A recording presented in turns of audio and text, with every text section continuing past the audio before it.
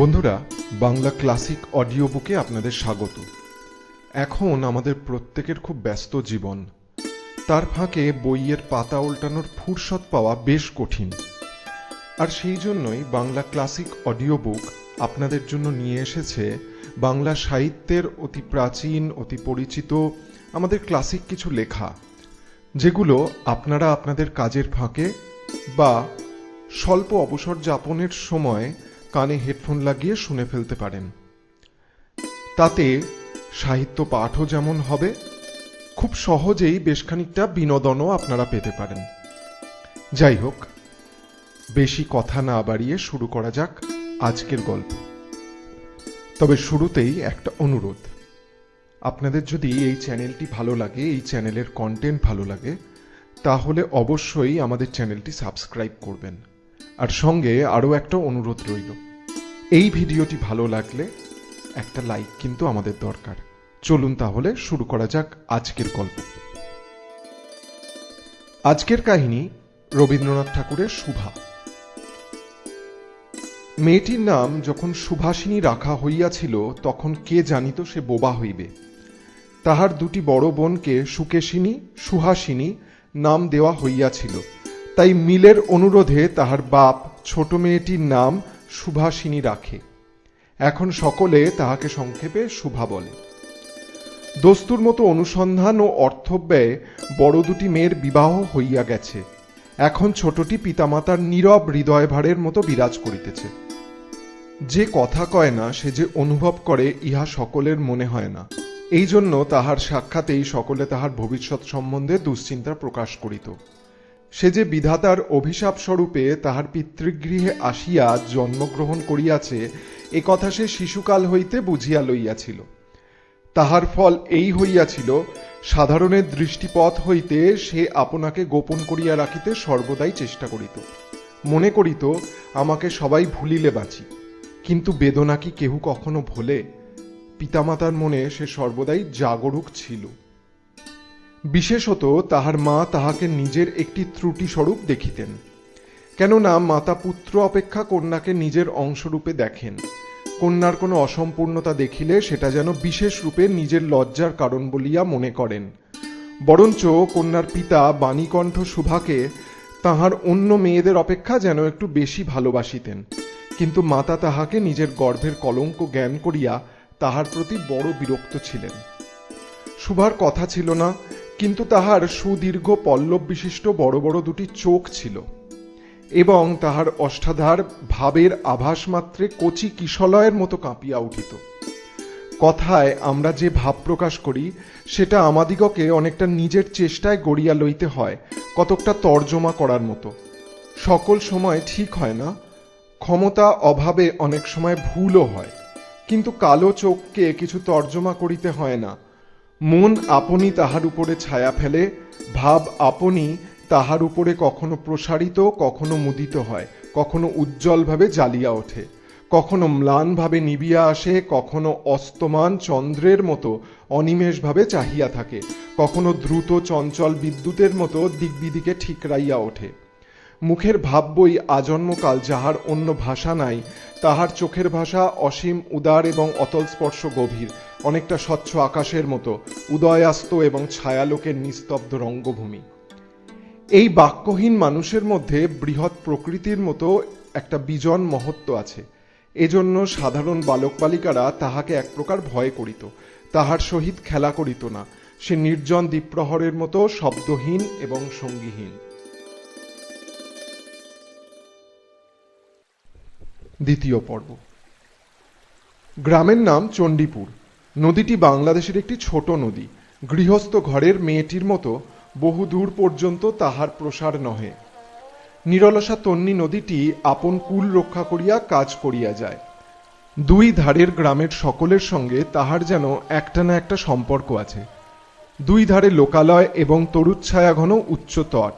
নিম্নতল দিয়া গ্রামলক্ষ্মী স্রোতশ্রেণী আত্মবিস্তৃত দ্রুত পদক্ষেপে প্রফুল্ল হৃদয়ে আপনার অসংখ্য কল্যাণ কার্যে চলিয়াছে। বাণীকণ্ঠের ঘর নদীর একেবারে উপরেই। তাহার বাখারির বেড়া, আটচালা, গোয়ালঘর, ঢেকিশালা, খড়ের স্তূপ, তেঁতুলতলা, আম, কাঁঠাল এবং কলার বাগান নৌকাবাহী মাত্রেরই দৃষ্টি আকর্ষণ করে। এই গার্হস্থ সচ্ছলতার মধ্যে বোবা মেয়েটি কাহারও নজরে পড়ে কিনা জানি না, কিন্তু কাজকর্মে যখনই অবসর পায় তখনই সেই নদী তীরে আসিয়া বসে। প্রকৃতি যেন তাহার ভাষার অভাব পূরণ করিয়া দেয়, যেন তাহার হইয়া কথা কয়। নদীর কলধ্বনি, লোকের কোলাহল, মাঝির গান, পাখির ডাক, তরুর মর্মর সমস্ত মিশিয়া চারিদিকের চলা ফেরা আন্দোলন কম্পনের সহিত এক হইয়া সমুদ্রের তরঙ্গ রাশির ন্যায় বালিকার চির নিস্তব্ধ হৃদয় উপকূলে নিকটে আসিয়া ভাঙিয়া ভাঙিয়া পড়ে। প্রকৃতির এই বিবিধ শব্দ এবং বিচিত্র গতি ইহাও বোবার ভাষা। বড় বড় চক্ষু পল্লব বিশিষ্ট সুভার যে ভাষা, তাহারই একটা বিশ্বব্যাপী বিস্তার। ঝিল্লি রবপূর্ণ তৃণভূমি হইতে শব্দাতীত নক্ষত্রলোক পর্যন্ত কেবল ইঙ্গিত, ভঙ্গি, সঙ্গীত, ক্রন্দন এবং দীর্ঘ নিঃশ্বাস। এবং মধ্যাহ্নে যখন মাঝিরা জেলেরা খাইতে যাইত, গৃহস্থেরা ঘুমাইত, পাখিরা ডাকিত না, খেয়া নৌকা বন্ধ থাকিত, স্বজন জগৎ সমস্ত কাজকর্মের মাঝখানে সহসা থামিয়া গিয়া ভয়ানক বিজন মূর্তি ধারণ করিত, তখন রুদ্র মহাকাশের তলে কেবল একটা বোবা প্রকৃতি এবং একটি বোবা মেয়ে মুখোমুখি চুপ করিয়া বসিয়া থাকিত, একটা সুবিস্তীর্ণ রৌদ্রে আর একজন ক্ষুদ্র তরুর ছায়ায়। সুভার যে গুটিকতক অন্তরঙ্গ বন্ধুদল ছিল না তাহা নয়। গোয়ালের দুটি গাভী, তাহাদের নাম সর্বশী ও পাঙ্গুলি।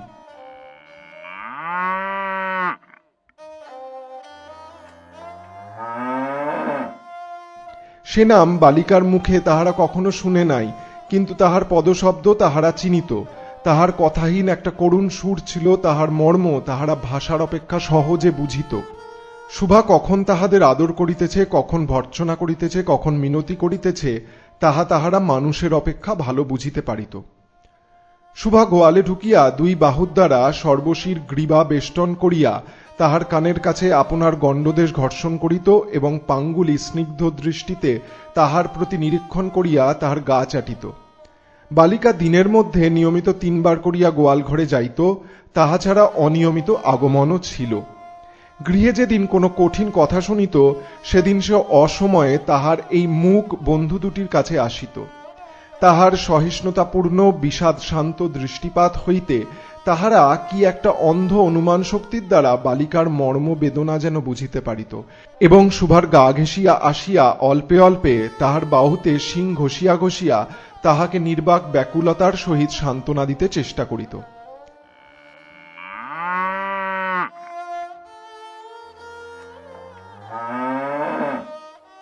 ইহারা ছাড়া ছাগল এবং বিড়াল শাবকও ছিল, কিন্তু তাহাদের সহিত শুভার এরূপ সমকক্ষ ভাবের মৈত্রী ছিল না। তথাপি তাহারা যথেষ্ট আনুগত্য প্রকাশ করিত। বিড়াল শিশুটি দিনে এবং রাত্রে যখন তখন শুভার গরম কোলটি নিঃসংকোচে অধিকার করিয়া সুখনিদ্রার আয়োজন করিত, এবং শুভা তাহার গ্রীবা ও পৃষ্ঠে কোমল অঙ্গুলি বুলাইয়া দিলে যে তাহার নিদ্রাকর্ষণের বিশেষ সহায়তা হয়, ইঙ্গিতে এরূপ অভিপ্রায়ও প্রকাশ করিত।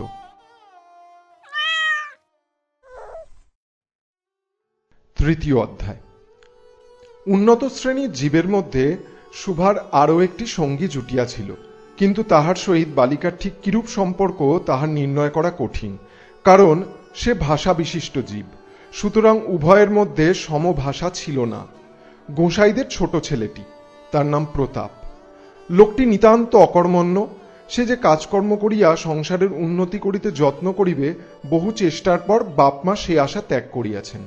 অকর্মণ্য লোকের একটা সুবিধা এই যে আত্মীয় লোকেরা তাহাদের ওপর বিরক্ত হয় বটে, কিন্তু প্রায় তাহারা নিঃসম্পর্ক লোকেদের প্রিয় পাত্র হয়, কারণ কোনো কার্যে আবদ্ধ না থাকাতে তাহারা সরকারি সম্পত্তি হইয়া দাঁড়ায়। শহরে যেমন এক আধটা গৃহ সম্পর্কহীন সরকারি বাগান থাকা আবশ্যক, তেমনি গ্রামে 2-4টা অকর্মণ্য সরকারি লোক থাকার বিশেষ প্রয়োজন। কাজে কর্মে আমোদে অবসরে যেখানে একটা লোক কম পড়ে, সেখানেই তাহাদিগকে হাতের কাছে পাওয়া যায়। প্রতাপের প্রধান শখ ছিপ ফেলিয়া মাছ ধরা। ইহাতে অনেকটা সময় সহজে কাটানো যায়। অপরাহ্নে নদী তীরে ইহাকে প্রায় এই কাজে নিযুক্ত দেখা যাইত, এবং এই উপলক্ষে শুভার সহিত তাহার প্রায় সাক্ষাৎ হইত। যে কোনো কাজেই নিযুক্ত থাক, একটি সঙ্গী পাইলে প্রতাপ থাকে ভালো। মাছ ধরার সময় বাক্যহীন সঙ্গী সর্বাপেক্ষা শ্রেষ্ঠ, এজন্য প্রতাপ শুভার মর্যাদা বুঝিত। এই জন্য সকলেই শুভাকে শুভা বলিত। প্রতাপ আরেকটু অতিরিক্ত আদর সংযোগ করিয়া শুভাকে সু বলিয়া ডাকিত। শুভা তেঁতুল তলায় বসিয়া থাকিত এবং প্রতাপ অনতি দূরে মাটিতে ছিপ ফেলিয়া জলের দিকে চাহিয়া থাকিত। প্রতাপের একটি করিয়া পান বরাদ্দ ছিল, শুভা তাহা নিজে সাজিয়া আনিত এবং বোধ করি অনেকক্ষণ বসিয়া বসিয়া চাহিয়া চাহিয়া ইচ্ছা করিত প্রতাপের কোনো একটা বিশেষ সাহায্য করিতে, কোনো একটা কাজে লাগিতে, কোনো মতে জানাইয়া দিতে যে এই পৃথিবীতে সেও একজন কম প্রয়োজনীয় লোক নহে। কিন্তু কিছুই করিবার ছিল না। তখন সে মনে মনে বিধাতার কাছে অলৌকিক ক্ষমতা প্রার্থনা করিত। মন্ত্রবলে সহসা এমন একটা আশ্চর্য কাণ্ড ঘটাইতে ইচ্ছা করিত, যা দেখিয়া প্রতাপ আশ্চর্য হইয়া যাইয়া বলিত, তাই তো, আমাদের শুভির যে এত ক্ষমতা তাহা তো জানিতাম না। মনে করো শুভা যদি জলকুমারী হইত, আস্তে আস্তে জল হইতে উঠিয়া একটা সাপের মাথার মণি ঘাটে রাখিয়া যাইত। প্রতাপ তাহার তুচ্ছ মাছ ধরা রাখিয়া সেই মানিক লইয়া জলে ডুব মারিত এবং পাতালে গিয়া দেখিত রূপার অট্টালিকায় সোনার পালঙ্কে কে বসিয়া? আমাদের বাণীকণ্ঠের ঘরে সেই বোবা মেয়ে সু। আমাদের সু সেই মণিদীপ্ত গভীর নিস্তব্ধ পাতালপুরীর একমাত্র রাজকন্যা। তাহা কি হইতে পারিত না? তাহা কি এতই অসম্ভব? আসলে কিছুই অসম্ভব নয়, কিন্তু তবুও সুপ্রজাশূন্য পাতালের রাজবংশে না জন্মিয়া বাণীকণ্ঠের ঘরে আসিয়া জন্মিয়াছে এবং গোসাইদের ছেলে প্রতাপকে কিছুতেই আশ্চর্য করিতে পারিতেছে না।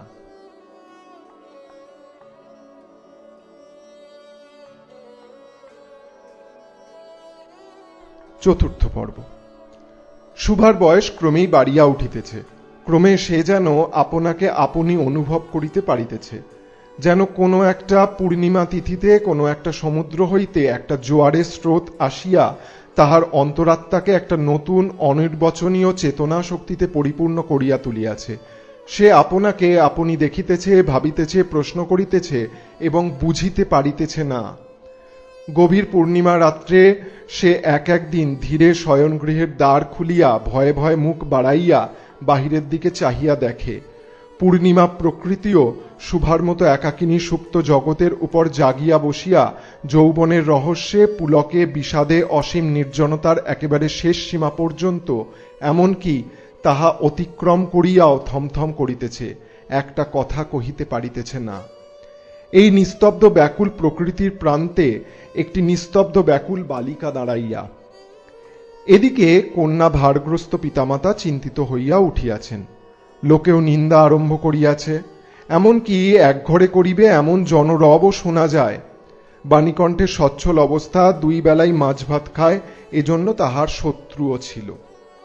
স্ত্রী পুরুষে বিস্তর পরামর্শ হইল। কিছুদিনের মতো বাণী বিদেশে গেল। অবশেষে ফিরিয়া আসিয়া কহিল, চলো কলিকাতায় চলো। বিদেশ যাত্রার উদ্যোগ হইতে লাগিল। কুয়াশা ঢাকা প্রভাতের মতো শুভার সমস্ত হৃদয় অশ্রু বাষ্পে একেবারে ভরিয়া গেল। একটা অনির্দিষ্ট আশঙ্কাবশে সে কিছুদিন হইতে ক্রমাগত নির্বাক জন্তুর মতো তাহার বাপ মায়ের সঙ্গে ফিরিত। ডাগর চক্ষু মেলিয়া তাহাদের মুখের দিকে চাহিয়া কি একটা বুঝিতে চেষ্টা করিত, কিন্তু তাহারা কিছু বুঝাইয়া বলিতেন না।